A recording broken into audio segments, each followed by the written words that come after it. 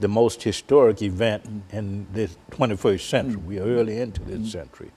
But right after he was elected in 2009, he signed the Lilly Ledbetter Fair Pay Act, which of course guaranteed the right of women to sue for pay equity.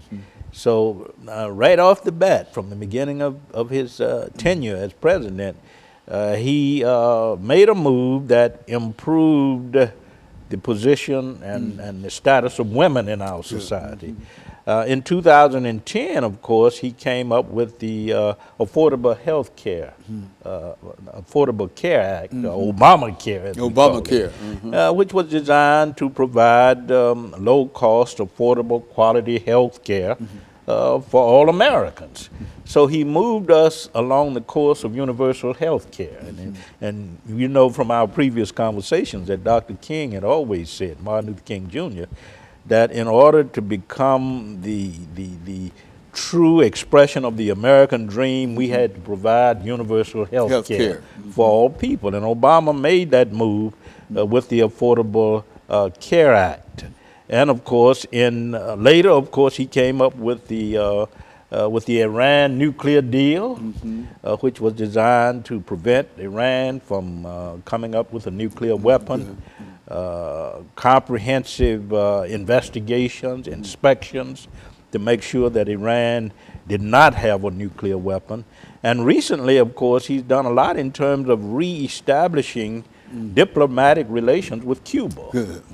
Him and his wife in March of this year went to Cuba, and he made it clear that he's interested in engaging and empowering the Cuban people, moving them toward democracy, toward prosperity, toward a stable nation.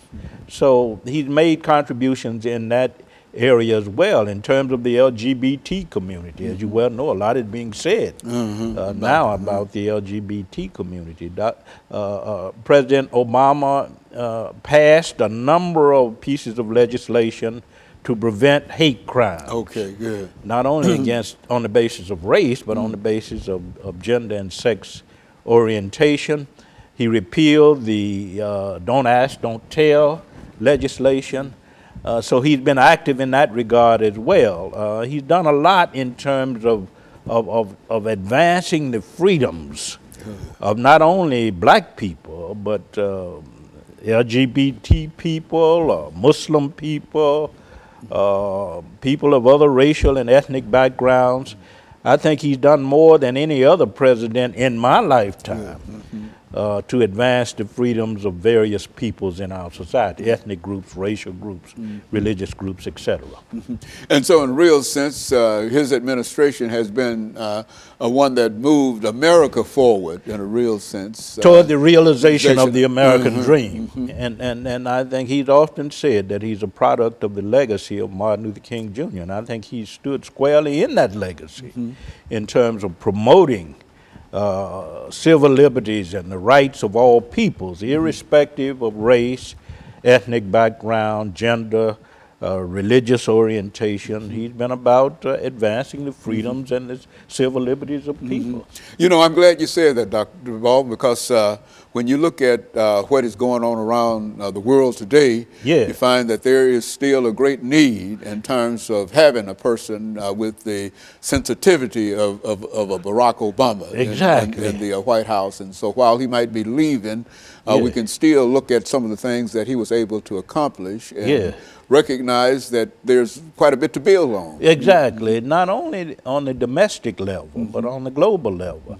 I think Obama, more than any other president in recent times, has been able to engage the challenges of globalization. And globalization has put certain demands on us in terms of how we relate to other countries, in terms of how we relate to peoples of different ethnic and racial and national backgrounds. And I think he's been able to engage the process of globalization on those levels.